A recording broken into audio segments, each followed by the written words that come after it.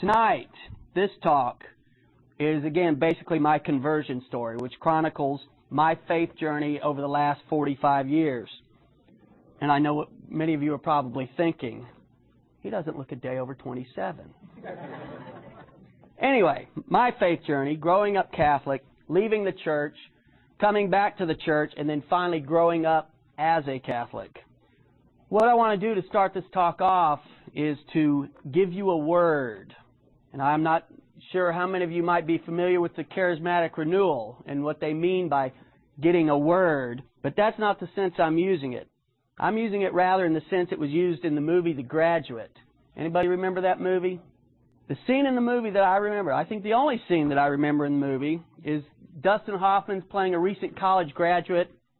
He's got some rich parents who are throwing him a big graduation party, and this friend of his father's comes up to him, puts his arm around Dustin. I think he's got a drink in a hand and a cigar in the other hand, and he points in Dustin's face. He says, "I want to give you a word, just one word." He says, "Plastics." Plastics? Basically, this guy was telling Dustin that if you get into plastics, you can make an impact in this world, and you're gonna do good things for yourself if you get into plastics.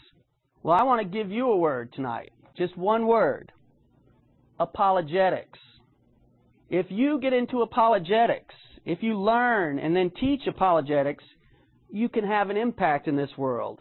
In fact, if you get into apologetics, if you make apologetics a part of what you teach, you can have an impact in the world to come as well. Apologetics, if you're not familiar with the word, apologetics is simply learning about how to explain and defend your faith. An apologia in ancient Greek times was the case a lawyer would make on behalf of his client. So basically, for apologetics, for us, it's the case that we can make, the case we can build for our faith as Catholics. This is my conversion story, but it is in many ways a testament to the power of apologetics. All the way through this talk, you will see the role played by apologetics or the lack of apologetics in my life. Now, I don't know how into apologetics each of you are. I know Father Norm is into it big. Obviously, some of you more than others. But what I want to do is share my experience with you and hopefully show you what a valuable tool apologetics can be in evangelization. And I'm not just talking about apologetics as a valuable tool in the evangelization of non-Catholics. I'm talking about apologetics first and foremost as a valuable tool in the evangelization of Catholics. Apologetics as a valuable tool in the evangelization, education, and formation of Catholics. My faith journey is similar in many ways to that of many other Catholics. I was born into a Catholic family, Polish on my mom's side, Italian on my dad's side. Can't get much more Catholic than that, unless somehow I had an Irish grandmother. I was baptized when I was a month or two old. In the second grade, I had my first confession, then received First Communion. I was confirmed in the fourth grade at age 10. After my confirmation, I learned little, if anything, about my faith. So I went to Catholic school in first grade and then public school after that, so I had to attend the weekly CCD classes at the church, or religious education classes, because I was going to public school. After I was confirmed, again in the fourth grade at age 10, the only thing I can remember about my CCD classes was that each and every year I would beg my mother not to make me go again this year. She finally caved in and stopped making me go when I was in the 9th grade. But in the 10th grade, I had a next-door neighbor who I hung out with quite a bit. His name was Greg. He was a Catholic, although his family didn't go to church very often. This guy had gotten involved at the high school with a group called Young Life. Do you have that up here? Familiar with it? Basically, Young Life is an evangelical high school youth group, and it met in the public high schools. He had gotten very involved with this group. Now, I remember him asking me once whether I knew that if I died at that very moment, if I knew that with absolute assurance that I was going to heaven, which is an evangelical test for you to see whether or not you're a Christian, depending on how you answer that question. Did I have absolute assurance that if I died at that moment, I would go to heaven. Well, my response to him was, I didn't have much theology in me, but I said, well, I'm not the one who decides if I go to heaven or not. God is. So, no, I don't have absolute assurance that I'm going to heaven if I died right now. Well, he then told me, he said to me straight to my face, he said, that meant I wasn't a Christian because I did not have absolute assurance of my salvation at that moment. He then proceeded to tell me straight out that he was better than me because he was a Christian and I wasn't. All I can remember thinking was, well, if he's a Christian, and that's what a Christian is, then I don't want to be one.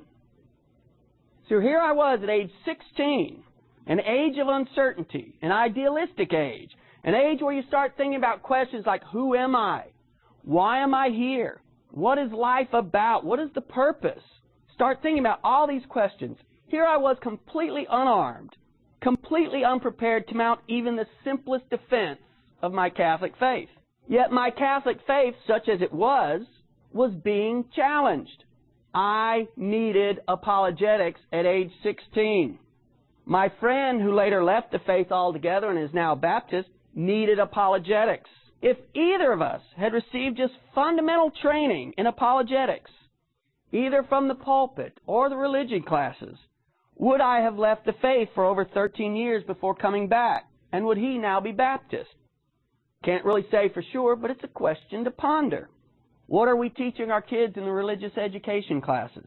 Are we including apologetics, teaching them how to defend the faith, answer questions about the faith? I don't know how it is here, but in Alabama we need to start doing that in 6th grade, 7th grade at the latest, because our kids are getting hit by the Baptists, the evangelicals, questions about their faith as early as 6th grade, and definitely by 7th grade. I graduated high school in 1976, went off to college at the University of Alabama, and for all intents and purposes left the faith the moment I stepped onto the college campus. I did not come back to the church for 13 years until I was about to leave another college campus, as I'll get into in a minute. I received a bachelor's degree in corporate finance, went straight through to get my MBA, and then went to work as a cost analyst for a defense contractor in Huntsville, Alabama, which is where I'm from originally. After starting work full-time, I bought my dream car. A 1979 black Corvette, glass T-tops, customized stereo system, front and rear spoilers, the whole works. I bought a nice house. I was single, living the good life, investing in the stock market. I was playing the futures markets. I had more money than I knew what to do with. I had dates every weekend and quite often during the week. The weekend for me quite often started on Wednesday night. There were even 2 young ladies during this time who wanted to marry me. Again, I know what you're thinking. Only 2? In other words, on the outside, I was successful. By the world standards, I was very successful. But there was this hole inside of me. A dark, empty hole. And no matter how much money I made, no matter how many things I bought, no matter how many stocks I invested in, no matter how many parties I went to, no matter how many dates I had, this black hole inside of me just kept growing. I felt empty. I felt absolutely alone. There were many nights during this period in my life, my mid to late 20s, where I literally cried myself to sleep. I was in such, not physical, but emotional pain. And I would just ask God to just take me. Just take my life. Take me in my sleep. I do not want to wake up in the morning. Just don't let me wake up in the morning. And I meant it. I did not want to live anymore. Those prayers were some of the most fervent prayers and heartfelt prayers I have ever prayed in my life, even to this day. And you know what? It's a funny thing about God. He answered my prayers. He did take me. He did take my life. Just not in the way that I meant for Him to. You see, somewhere in that 5 or 6 year period of my life where on the outside everything seemed great, but on the inside everything was a mess, everything was dark, somewhere during that time, I received a couple of different things in the mail. Two small pieces of mail that eventually led to some major changes in my life. One was a fundraising letter from an organization called Covenant House. You may be familiar with that since they're headquartered in New York. It's a ministry to runaway kids, throwaway kids, living on the street. That letter really touched me, and I started donating money to Covenant House on a regular basis. And, you know, it was something funny, too. As soon as I sent a check into Covenant House, all of a sudden I started receiving fundraising letters from a whole bunch of people. I don't know how that happens. Anyway, I started supporting a few other ministries other than Covenant House as well. But they all had one thing in common. They were all ministries to the poor, to those who were underprivileged in some way or another. So God was taking my life, but in the sense that I was developing a deep affinity for the poor and a deep desire to do something about their plight, which led to a new way of thinking about my desire for material possessions. And if you want to understand what a mighty work God was doing in my life, one of the outgrowths of all this, one of the outgrowths of this new way of thinking about material possessions, was that I traded in my dream car, my Corvette. And I traded it in for a Chevy Sprint, which if any of you know about cars, you know that God was doing a mighty, mighty work. The other thing I received in the mail during this time was a little pamphlet from this guy named Dr. Norman Vincent Peale. Anybody ever heard of Dr. Peale? The Power of Positive Thinking. Dr. Peale was a minister in some Protestant denomination. I don't know which one. But he had written this pamphlet that came to me in the mail, which was called The Power of Positive Thinking. I was really taken with that pamphlet. So much so that I went out and bought the book by the same title, The Power of Positive Thinking. And somewhere in that pamphlet and in the book, Dr. Peale suggested you read one chapter of the New Testament each day. Just read one chapter a day until you can get through the whole New Testament. So I did. I went through the New Testament twice, reading one chapter a day. God, again, was taking my life. He was answering my prayers. He had established a beachhead in my soul, although I didn't realize it at the time. All of these things that were going on in my life led me to realize that something needed to change. I wasn't happy. I had this emptiness inside of me. But I wasn't yet to the point of realizing that something inside of me needed to change. I thought that I could be happy if I could just change my external circumstances. So I quit my job in the defense industry and went back to school. I enrolled in the PhD program at the University of North Carolina. I was going to get a PhD in finance, and I was going to become a university professor. A cush job, making lots of money. That would make me happy. That would fill the void. But a funny thing happened when I got to Chapel Hill, North Carolina. The very first day I walked onto the North Carolina campus, the very first day, I was assigned an office. All the first-year PhD students in the business school were assigned to the same office. It's this huge room they called the bullpen. In it were a bunch of old, heavy oak desks and these old 10-foot-high bookshelves. For my office, I picked out a desk which was backed up against one of these bookshelves. Well, on this particular bookshelf that my desk, my office was backed up against, were dozens of economics books, finance books, statistics books, all these, hardback books that previous PhD students had left behind from their classes. I stood up on the desk, started going through all of them, see if there might be a book or two there that would help me in my classes, which were going to be starting in about a week. Went through all the shelves, picking out a book here and there. Got down, well, my desk was blocking the bottom two shelves. Couldn't see what was on them. So I put the shoulder to it and moved it out, and this was a heavy desk. I was able to move it out a couple feet. On the bottom two shelves, they were covered with dust. And on the very bottom shelf was the one book that was on only one book on those two shelves. So on the very bottom, almost right in the middle, covered with dust, was a little thin paperback book. Picked it up, dusted it off, and my life changed. You see, as I said, all the other books on these shelves were these big, thick, hardback books, textbooks, finance, economics, statistics, but not this book. This was a relatively thin paperback book entitled The Normal Christian Life. It was written by a Chinese preacher named Watchman Nee. I think he was Methodist. It was as if that book had been planted there years ago just for me. This book had laid hidden on this very bottom shelf, covered with dust, waiting for me to find it for who knows how long. The whole book was on the letter of Paul to the Romans.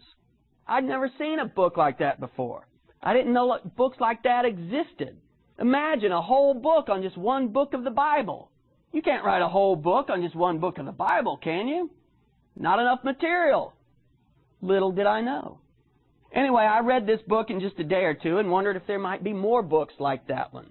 So I went down to the campus bookstore, which was a very well-stocked bookstore, and I came across a book called Mere Christianity by C.S. Lewis. After reading Mere Christianity, I was hooked. Mere Christianity is essentially a book of Christian apologetics, a book to explain the Christian faith. That book did it. After reading Mere Christianity, again, I was hooked.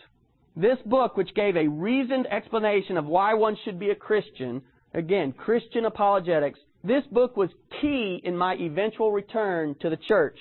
After reading Mere Christianity, I went back down to the bookstore and stumbled across some more C.S. Lewis books.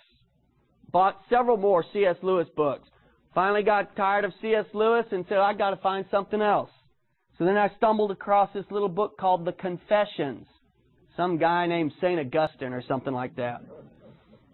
You might have heard of him. After that, I read The Imitation of Christ by Thomas à Kempis. Then I got into Fulton Sheen, then St. Francis de Sales, and on it went. I read more books on Christianity that year than I did on finance and economics, which is one reason I left the PhD program after that first year. I decided the PhD program wasn't what I was looking for, but I still wasn't sure what I was looking for. So I took a position as a finance instructor at a small school in Alabama, the University of North Alabama. But 1 week before I left Chapel Hill to take that position at North Alabama, the culmination of all that reading I'd been doing was that I finally came back to the church after 13 years. Going to confession to the priest on campus for the first time in probably 15 to 17 years. No one evangelized me back into the church. No one witnessed to me. But it was apologetics that brought me back. Apologetics in conjunction with prayer. My dad's prayers for me. I found out later that my dad, God rest his soul, had been going to Eucharistic adoration at his parish during this time that I was away from the church. He did an hour of adoration one morning a week from 4 to 5 a.m. I think it was every Monday morning, for several years. One of his prayer intentions was that his kids, all 6 of whom had left the church, would come back to the church. My father essentially prayed me back into the church. I believe my father's prayers set in motion a chain of grace that put me in touch with Watchman Nee and C.S. Lewis and St. Augustine and all the others who led me back to the church. So for those of you, if you do have family members who've left the church, keep praying. Don't give up hope. St. Monica prayed for St. Augustine for 30 years before it finally got through his thick skull. Anyway, I moved back to Alabama and started my teaching job at the University of North Alabama. My class schedule was such that I was able to make it to daily Mass. And being single at the time, I was able to get very involved at the church. So here I was, this good Catholic, very involved at his parish, a daily communicant. Yet there was something wrong. There was something wrong. What was wrong was that I didn't believe all the things that the church was teaching. What's wrong with contraception, I thought. What's wrong with sex outside of marriage as long as you're in love, I thought. What's wrong with women priests? Who cares if non-Catholics receive communion? Who's this old guy in Rome trying to tell me how to live my life? Who is he to me? What does he know about me? I needed instruction in my faith. But I was so ignorant of my faith that I didn't even know that I was ignorant. That's how ignorant I was. I thought I was being a very good Catholic. I taught for 1 year at the university and realized that a teaching career was not what I was looking for. So I spent the better part of the next year volunteering at Covenant House. That fundraising letter I spoke of earlier led not just to me supporting Covenant House financially, but with me looking at Covenant House as a possible career. They had a lay community associated with Covenant House, which I became a part of. You lived in community and worked at Covenant House. We received room and board and I think something like $12 a week stipend. I wanted to work for Covenant House for several years and then possibly hook up with Catholic Relief Services and go serve the poorest of the poor all over the world. So I signed up with Covenant House and got sent to work in their center in Anchorage, Alaska. They had 12 centers you could work at in the United States and Canada at that time. Anchorage was my 12th choice. Oh well. Anyway, I spent 8 months in Anchorage working with Covenant House, and then in the middle of December, when it was minus 20 degrees, with a minus 90 wind chill, and I was having to walk a mile into work in the morning in the north wind, I realized that a boy from Alabama had no business being in Alaska in the middle of December. So I decided to head for a warmer climate, and I took off for Guatemala. Covenant House had a center in Guatemala City. My intent was to spend a few months learning Spanish at one of those intensive language Spanish schools, and then go to work for Covenant House in Guatemala City. I lasted all of 2 months in Guatemala. Just as I was starting to get good in Spanish, I got some bacteria inside of me, some very unfriendly bacteria. Lost 15 pounds in 3 weeks and had to come home to the States for medical treatment. That temporarily ended my career of working directly for and with the poor. However, I did realize from my experiences in Alaska and Guatemala that maybe I shouldn't stray too far from Alabama. After getting treatment in Huntsville, I ended up about a month later in Birmingham, where I landed a job as an investment analyst with a bank. That was the spring of 1991. And at the bank, and at the parish I joined, I kept getting put into situations where people were asking me about the Catholic faith. I don't know why. I wasn't a particularly, I wasn't an outgoing, hey, come see Jesus at the Catholic Church. I wasn't doing any of that. But everybody kept asking me questions about the Catholic faith. Sometimes I could give answers, but most of the time I couldn't. So one day I went down to the Catholic bookstore in town, and I asked them, I went in and I said, do you have a book, a tape, something? This was a few years before the Catechism had come out. Something, anything that will explain the Catholic faith to me. Why do we do what we do?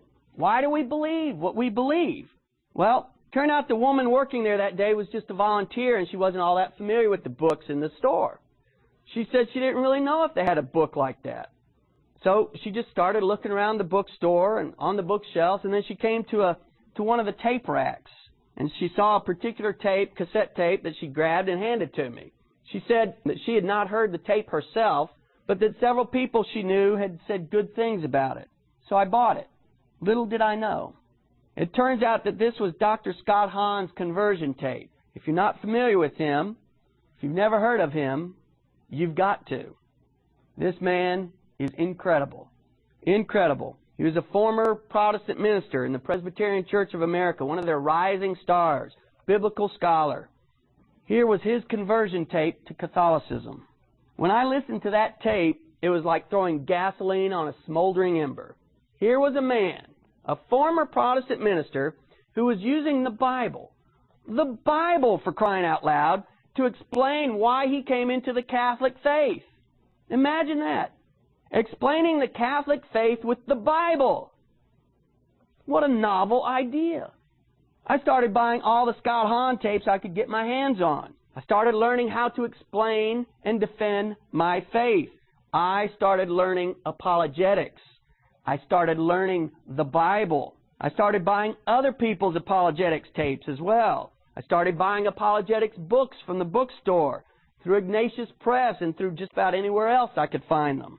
I started reading the Bible in earnest, with a new outlook on what exactly this book was and what exactly it meant to me as a Catholic. I learned for the first time not just what my church teaches, but why. Through apologetics, I learned about the Bible, the Mass, the sacraments, and much, much more. as I learned how to defend my faith through all of these apologetics resources, I was necessarily learning my faith. You cannot learn to defend your faith, which is what apologetics is all about, without at the very same time learning your faith. I now understood why the church teaches that contraception is intrinsically evil. I now understood why sex outside of marriage is wrong. I now understood why women cannot be priests. I now understood why Protestants cannot receive communion in the Catholic Church. I now understood why the role of the Holy Father is so important. And I now understood the Pope's relationship to me. And I understood a whole lot of other things much, much better as well. I learned about my faith truly for the first time in my life. And everything I learned just made me want to learn more. And this knowledge helped me to strive to change my life. Not on the outside this time, but on the inside. To conform my will to what my intellect was bringing to the table. To conform my beliefs to the church's teachings rather than trying to conform the church's teachings to my beliefs. For me, apologetics was the key to truly becoming Catholic. The key to learning about my faith. The key to learning about the Bible. The key to a deeper prayer life. And that's why I wanted to give you that word tonight. Apologetics. Because of the difference that apologetics has made in my life. In my faith life. In my prayer life. And not just in my life, but the difference that I've seen it make in the lives of people all over the country. Now, that is not to say that apologetics is the be-all and end-all. It's not. As I just said, apologetics is a tool that we can use in evangelization, a tool that we can use to educate people. It is a key. It's a key which can open the door to a lot of other things. And again, it is a very good tool to use when evangelizing Catholic and non-Catholic alike. A tool you can use to educate yourself, your family, your co-workers, your friends, your fellow parishioners, and the list goes on. Now, roll the tape forward a few years, couple of years. Here I was going along for a couple of years, minding my own business, learning my faith, learning apologetics, learning how to explain and defend the faith, although really not using it much more than answering a few questions at work or at the parish. When in July of 1993, I was at a pro-life rally at a church in Birmingham, and I heard about this prayer group of mostly single Catholics that got together every Thursday night. In spite of my natural inclination, which was not to go somewhere where I knew absolutely no one, you may not believe this, but I'm actually a very shy person. Anyway, I overcame my initial inclination, and I went to check out this group one Thursday night. I walked in the door of this home where the prayer group was being held that Thursday, and I immediately thought to myself, John, you are an idiot. Why have you done this to yourself? There are about 40 people there, and I had to push people aside almost to open the door, but I didn't know anybody. I was out of my element, and I said, why did I do this to myself? I don't know any of these people. This is going to be dreadful. But then I turned to my right and looked into the living room of this house, and sitting on this couch was this beautiful young woman. And I had just thought, John, you idiot, why are you doing this? You shouldn't have come here. This is a mistake. I have come to the right place. All those negative thoughts that were going through my head were all of a sudden gone. And I remember it as clearly as yesterday. The young woman's name was Janelle, and we were married about a year and a half later. And how blessed I am by this gift of God. I cannot begin to explain the many ways in which this apostolate of mine, the Bible Christian Society that I now run, is so much hers as it is mine. Roll the tape again forward a couple more years to 1995. I left the banking industry in September of 95 to become the business manager for a Salesian ministry in Birmingham called the Be an Apostle of Christ Foundation. It was a ministry aimed at serving the poor, particularly the children of the poor, on the east side of Birmingham. So here I was, getting back to what God had started in me years before, and working for and with the poor. One morning in November of 96, while still working with this Salesian ministry, I needed to go down the road to the post office for some stamps. The drive from my workplace to the post office took less than 3 minutes. Normally, when I was in the car at that time, I would pop in a Scott Hahn tape. I was still learning all I could about the faith. But in 3 minutes, if you ever hear a Scott Hahn tape, you can't digest anything of his in 3 minutes. You're just starting to hit the rewind button. So I said, well, I won't listen to a tape. Maybe I can get one good song on the radio before I make it to the post office. I had 5 secular stations programmed into my radio. There's a big Christian station in town, but I never listened to them, didn't listen to Christian music. There's an evangelical station. So each one of these secular stations I plug into, each one of them had a commercial on. So I said, well, I'll tune it into this Christian station. Maybe they have one good song that I can listen to. I'm literally almost starting to pull into the post office at that time. So I turned to the Christian station, and I had no idea that they only played paid programming in the morning. No music. What I tuned into was a program from a group called the Christian Jew Foundation. They're out of Texas. A man was talking about something, but since it wasn't music, I didn't pay much attention to what he was saying. I proceeded to park the car, and just as I was opening the door and turning the key in the ignition, I heard the phrase come out of the radio, "The Whore of Babylon." I thought to myself, oh no, I hope he's not going to go where I think he's going to go. I quickly turned the key back to the opposite, literally had the door open, one foot on the pavement, key turned back on to the ignition. I heard this from the radio. This end-time political religious system of the Antichrist, which is the whore of Babylon, spoken of in Revelation 17, sits on 7 hills. I thought to myself, don't go there. It can only mean one thing. Rome, Rome, Rome is the city on 7 hills. This end-time political religious system of the Antichrist will be headquartered in Rome. So here is the identification of the whore of Babylon from Revelation 17. It is an end-time religious political system predominantly characterized as Roman Catholicism. That's all we have time for today. Tune in tomorrow when our program continues. I just went, ah! He went there. I could not believe what I just heard coming from my radio. I finished my business at the post office, and as soon as I got back to my office, I called the radio station to complain. The receptionist connected me with the program manager. His name was Wayne. I said, Wayne, I just heard the end of a program. I mean, literally, I heard the last maybe 60 seconds of that program. So I just heard the end of this program, and I have to tell you that it was offensive to me as a Catholic. To proclaim the Catholic Church as the end-time religious political system that the Antichrist will use to take over the world is going a little bit too far. And he said, well, we've got a lot of Catholic listeners, and we don't want to do anything to offend them. Yeah, right. I asked him how long that program was, since, again, I'd only heard the last 45, 60 seconds of it. He told me it had been a 15-minute program. I asked him if it wouldn't be fair to have a Catholic come on the air for 15 minutes to present an opposing point of view. He got excited about that idea. He said that he thought that would be very fair, and he acted, again, very excited about it. He said he would have to talk to his station manager about that and get back to me, and then he hung up. And I thought to myself, cool. That was nice.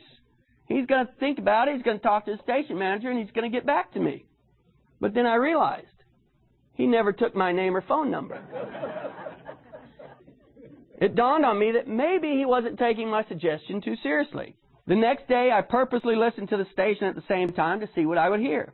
Sure enough, it was more of the same, another 15 minutes of Catholic bashing. This time I took down the number of the Christian Jew Foundation, and I called them and ordered this tape series that they were playing. Turns out it was approximately 2.5 hours of almost total Catholic bashing. And all of it was aired by this Christian radio station. Needless to say, I was a bit put out by all this, so I resolved to do something about it. I decided to write the station a letter. As I was signing my name to this letter, where I'd written, saying, I'd like to work with you to counter these spurious charges that have aired on your station. As I'm signing my name to it, I realized that they probably didn't care who John Martinoni was, so I decided to do something that I thought might get their attention. I made up an organization called the Bible Christian Society, and I made myself the president. I then wrote the program manager as John Martinoni, president of the Bible Christian Society. And again, this letter was a relatively calm one, in which I simply complained about the anti-Catholic bigotry, the shoddy scripture scholarship, and shoddy historical scholarship of the program in question. I asked them if they would allow neo-Nazis to air anti-Jewish programming, or if they would allow the Ku Klux Klan to air anti-African American programming. If not, I asked, then why do you allow anti-Catholics to air their particular form of bigotry? I offered to work with them to develop some sort of appropriate response to counter the anti-Catholic bigotry aired by their station. I received no response. A few weeks later, again, having received no response from the station, and now with 25 to 30 people who wanted to be members of my non-existent organization, I wrote them another letter. In it, I said that since the station had not replied to my first letter, that I must assume that they agree with the contents of the program they aired, and therefore we at the Bible Christian Society would have to take unilateral action to counter this anti-Catholic bigotry. This action could include notifying the Federal Communications Commission, boycotting the station and its sponsors, and I let them know that I was indeed compiling a list of sponsors. I had written down 2. And it could even include picketing that station. And of course I told them that the newspapers and television would have to be notified in that event. I mailed that letter on a Monday morning. Tuesday afternoon I received a call from the station. It was Wayne, the program manager. At first he tried to mollify me by claiming that the station could not be held responsible for the content of every one of its programs. These programs, said Wayne, did not originate with their station. Their station was paid to air them, and they had no editorial control over program content. Well, that was a pretty weak argument as far as I was concerned. So I began to push the issue of giving a Catholic some airtime to answer the lies, distortions, and half-truths in the offending program. He offered half an hour. I mentioned to him that the Christian Jew Foundation had had 2.5 hours, and that having 2.5 hours seemed eminently fair to me. I heard a little muffled conversation at the other end of the phone, and he said, "We'll give you an hour." I said, "I'll take it." We settled on 1 hour on their daily afternoon call-in talk show. This was to be 1 hour for a Catholic to explain and defend the Catholic Church. Having never done anything like that before, I immediately sent for the cavalry. At EWTN, you're familiar with EWTN, Mother Angelica? They had a gentleman named Jeff Cavins who had their Thursday night program, Life on the Rock. He was living in Birmingham at the time, so I called and said, "Jeff, would you come on this program with me?" And he was very gracious and said, "Absolutely." Well, we were able to create quite a stir. 2 Catholics talking on evangelical Protestant radio for what ended up to be an hour and a half. The calls we got, we were called some things. But I focused on explaining the Catholic doctrines such as confession and purgatory from Scripture. I narrow focus. Jeff did big picture, like tradition and sola fide, faith alone versus faith and works and things like that. He was incredible. After the program, the station received a number of calls. I mean, a lot of calls about the show. And since the only contact they had was me, they gave all the callers my home phone number. So I started getting calls from all these folks, Catholic and non-Catholic, all of whom, 100% of whom, even the non-Catholics, were thanking us for doing that show. And could we do more? And I said, no, we can't do more. It's not our radio station. I thought maybe by doing this one program, the station would know that there's this hard-headed Catholic out there and they won't play that stuff again until the very next day. So we had all these people calling, wanting more. A couple days later, I had a gentleman called from a very wealthy family in Birmingham. And he said, "John," he said, "I will pay for you to buy airtime on that radio station if you do a show." And at first I thought, they loved me. You know, I was great. Yeah. But then after sleeping on it overnight, I said, I don't know enough about my faith to do this. I don't know anything about radio, so I ignored it. In fact, I told God, I said, "God, this is such a crazy and ridiculous idea that I am not even going to pray about it." That's how ludicrous it was to me. I said, if you want this to happen, God, you're going to have to kick me in the tail and make it very clear to me that you want this to happen. Lesson in life. Don't ever tell God that He's going to have to kick you in the tail to get you to do something. He will, and sometimes it hurts. Anyway, about 7 months after being on that radio show, I found myself in the office of the station's sales manager signing a 1-year contract to do a weekly live call-in talk show. That was January of 1998. I was screamed at. I was called an abomination, a heretic, a number of other things. But I had a program on Protestant radio doing Catholic apologetics. Half the callers were Protestant, half were Catholic. Most of them were very favorable to what we were doing. Because all I said every week, all I said is, I don't care if you disagree with what I believe, but please disagree with what I really believe. Don't think I worship Mary. Don't think I worship statues. Don't think that we re-crucify Jesus at every Mass. That is not what we believe. If you want to disagree with me, fine. I can handle that. And we can talk as adult, mature Christians and discuss our differences. But don't tell me that I believe things that I don't believe. This show was all about explaining the Catholic faith from the Catholic perspective, which many of them had never heard, many of the listeners had never heard before. All they had ever been told about Catholics were from non-Catholics. So it was a very good opportunity that came about as a result of what was a vicious attack on the Catholic faith. So that's why I always tell people, never look at questions about your faith or even attacks on your faith as a bad thing. View them as opportunities. Look at it as God opening the door for you to enlighten this person, to bring a little truth into this person's thinking and into their lives. Again, I was called a heretic. This guy was screaming at a second show, screaming, "You abomination!" It's kind of fun, actually. I went off the air a year later, but 7 months after I went off the air, the interest that had been stirred in the Catholic community by that program, and again, it's not me, this is God working, because I didn't know what I was doing. The interest stirred by that program led to a Catholic radio station coming to Birmingham about 7 months after I went off the air in February of 99. Catholic radio started in September of 99. And I became the station manager of the Catholic station and did that for a little over 3 years. But because of the Bible Christian Hour, I started getting requests to give talks on apologetics.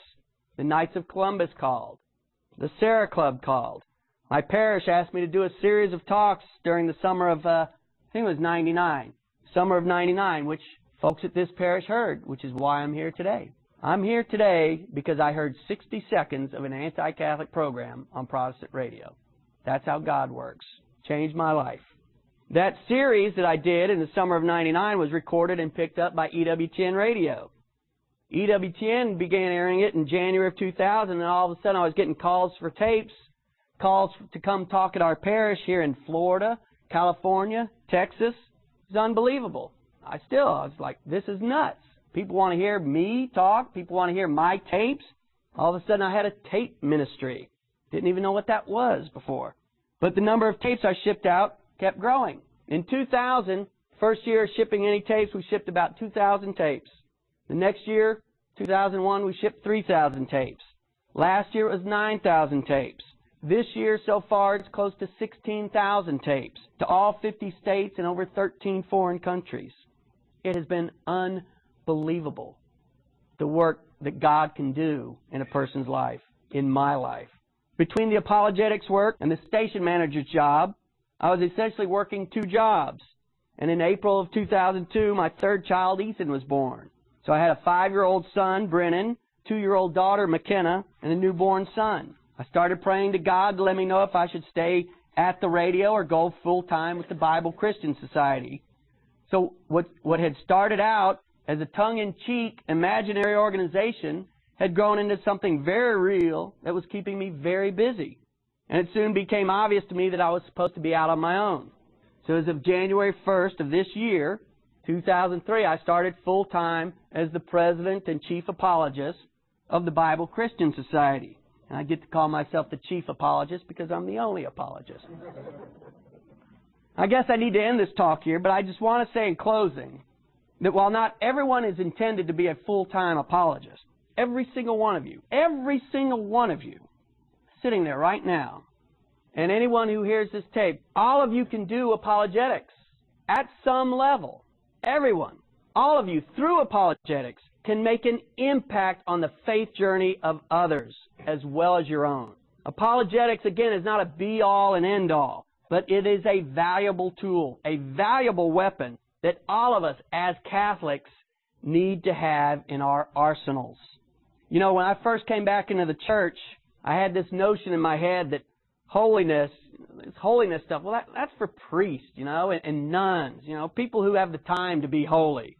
Well, I've since learned that I am, as are all of us, called to holiness, no matter what our station in life. After getting involved in apologetics, I've sometimes gotten the idea from folks that they think apologetics is only for former Protestant ministers. You know, folks who really know the Bible, not us Catholics. Well, I hope if any of you feel that way, that you can't do apologetics, I hope that this talk will maybe in some little way disabuse you of that notion. You see, God calls all of us to be ready to defend our faith.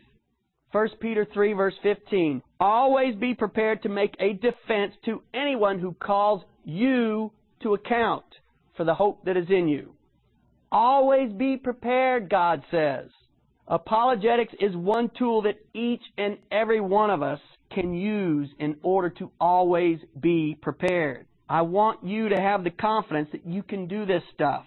Each day I hear from more and more average folks just like you and me. I hear from businessmen and businesswomen. I hear from students. I hear from housewives. I hear from grandmothers and grandfathers, all of whom are learning a little bit about apologetics. And as a result, all of these folks are going out and evangelizing, sometimes in little ways, other times in big ways, but they're going out and they are evangelizing non-Catholics as well as fallen away Catholics as well as church-going Catholics. And these folks are bringing people back into the church. Look, folks, I tell you, if I can do this stuff, you can do this stuff. You've heard maybe the story of Balaam in the Old Testament. He was a prophet who set out one day to curse the Israelites, but God sent an angel to stop him. Balaam couldn't see this angel with this fiery sword that was getting ready to strike him down, but his donkey that he was riding on could see the angel. Only because of his donkey was Balaam saved. His donkey actually spoke to Balaam. A talking donkey. I know with 100% certainty that that story is true. I know it because you are looking at living proof that God can make a donkey talk.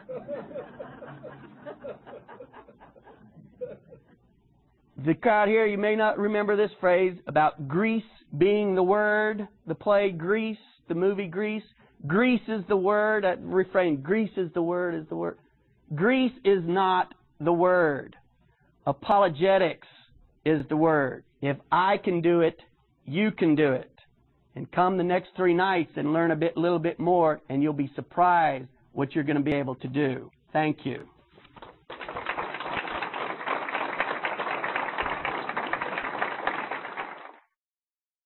For more information or to obtain a copy of this talk, please check out the Bible Christian Society website at www.BibleChristianSociety.com or send a letter to the Bible Christian Society, P.O. Box 424, Pleasant Grove, Alabama 35127. Thank you, and may God bless you.